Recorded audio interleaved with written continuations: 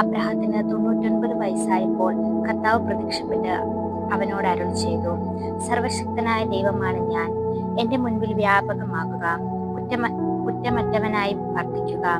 നീയുമായി ഞാൻ എന്റെ ഉടമ്പടി സ്ഥാപിക്കും. ഞാൻ നിനക്ക് വളരെയേറെ സന്തതികളെ നൽകും. അപ്പോൾ അബ്രഹാം സാഷ്ടാംഗം പ്രണമിച്ച് ദൈവം അവനോട് അരുളി ചെയ്തു, ഇതാ നീയുമായുള്ള എന്റെ ഉടമ്പടി, നീ അനവധി ജനങ്ങൾക്ക് പിതാവായിരിക്കും. ഇനിമേൽ നീ അബ്രഹാം എന്ന് വിളിക്കപ്പെടുകയില്ല, നിന്റെ പേര് അബ്രഹാം എന്നായിരിക്കും. ഞാൻ നിന്നെ അനവധി ജനങ്ങളുടെ പിതാവായി ഇരിക്കും. നീ സന്താനപുഷ്ടിയുള്ളവനാകും. നിന്നിൽ നിന്ന് ജനങ്ങൾ പുറപ്പെടും, രാജാക്കന്മാരും നിന്നിൽ നിന്ന് ഉത്ഭവിക്കും. ഞാൻ നീയും നിനക്കു ശേഷം നിന്റെ സന്തതികളും തമ്മിൽ തലമുറയായി എന്നേക്കും ഞാൻ എന്റെ ഉടമ്പടി സ്ഥാപിക്കും. ഞാൻ എന്നേക്കും നിനക്ക് നിന്റെ സന്തതികൾക്കും ദൈവമായിരിക്കും. നീ പരദേശിയായി പാർക്കുന്ന ഈ കാനാൻ ദേശം മുഴുവനും നിനക്കും നിനക്കു ശേഷം നിന്റെ സന്തതികൾക്കുമായി ഞാൻ തരും എന്നും അത് അവരോടുകൂടി ആയിരിക്കും. ഞാൻ അവർക്ക് ദൈവമായിരിക്കുകയും ചെയ്യും. ദൈവം അബ്രാഹത്തോട് കൽപ്പിച്ചു, നീയും നിന്റെ സന്താനങ്ങളും തലമുറകളോളം എന്റെ ഉടമ്പടി പാലിക്കണം. നിങ്ങൾ പാലിക്കേണ്ട ഉടമ്പടി ഇതാണ്. നിങ്ങളിൽ പുരുഷന്മാരിൽ എല്ലാവരും പരിച്ഛേദനം ചെയ്യണം.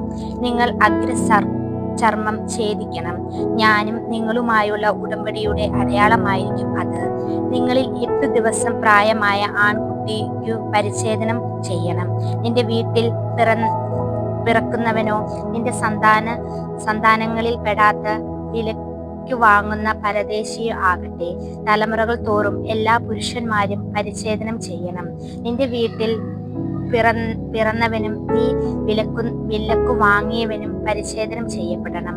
അങ്ങനെ എന്റെ ഉടമ്പടി നിന്റെ മാംസത്തിൽ ശാശ്വതമായ ഒരു ഉടമ്പടിയായി നിലനിൽക്കും. പരിച്ഛേദനം ചെയ്യപ്പെടാതെ പുരുഷനെ സമൂഹത്തിൽ നിന്ന് പുറന്തള്ളും.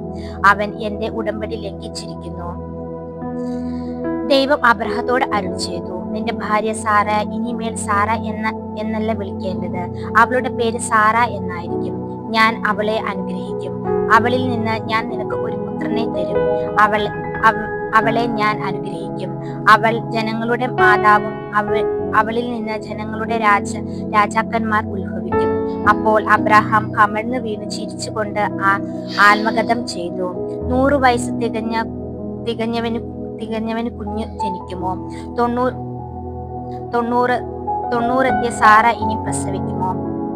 അബ്രഹാം ദൈവത്തോട് പറഞ്ഞു, ഇസ്മായേൽ അങ്ങയുടെ തിരുമുൻപിൽ ജീവിച്ചിരുന്നാൽ മതി.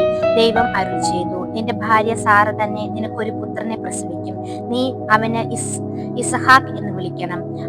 അവനുമായി അവന്റെ സന്തതികളുമായി ഞാൻ നിത്യമായി ഒരു ഉടമ്പടി സ്ഥാപിക്കും. ഇസ്മായേലിന് വേണ്ടിയുള്ള നിന്റെ പ്രാർത്ഥനയും ഞാൻ ചെവിക്കൊണ്ടിരിക്കുന്നു.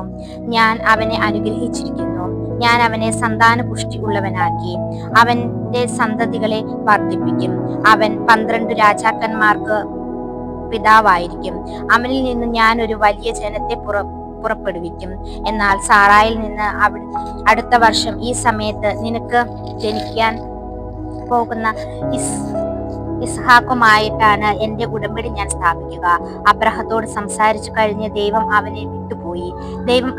ദൈവം കൽപ്പിച്ചതുപോലെ ആ ദിവസം തന്നെ അബ്രഹാം മകൻ ഇസ്മായേലിനെയും തന്റെ വീട്ടിൽ പിറന്നവരെയും താൻ വില കൊടുത്തു വാങ്ങിയവരെയും സകല പുരുഷന്മാരെയും പരിച്ഛേദനം ചെയ്തു. പരിച്ഛേദന സമയത്ത് അബ്രാഹത്തിന് 99 വയസ്സും ഇസ്മായേലിന് 13 വയസ്സുമായിരുന്നു. അന്നു തന്നെ അബ്രാഹാം മകൻ ഇസ്മായേലിനെയും പരിച്ഛേദനം ചെയ്യപ്പെട്ടു. അബ്രാഹത്തിന്റെ വീട്ടിലെ എല്ലാ പുരുഷന്മാരും വീട്ടിൽ പിറന്നവരും പരദേശികളിൽ നിന്ന് വിലയ്ക്ക് വാങ്ങിയവരെയുമായി എല്ലാവരെയും അവനോടൊപ്പം പരിച്ഛേദനം ചെയ്യപ്പെട്ടു. നമ്മുടെ കർത്താവായ മിശിഹായ്ക്ക് സ്തുതി.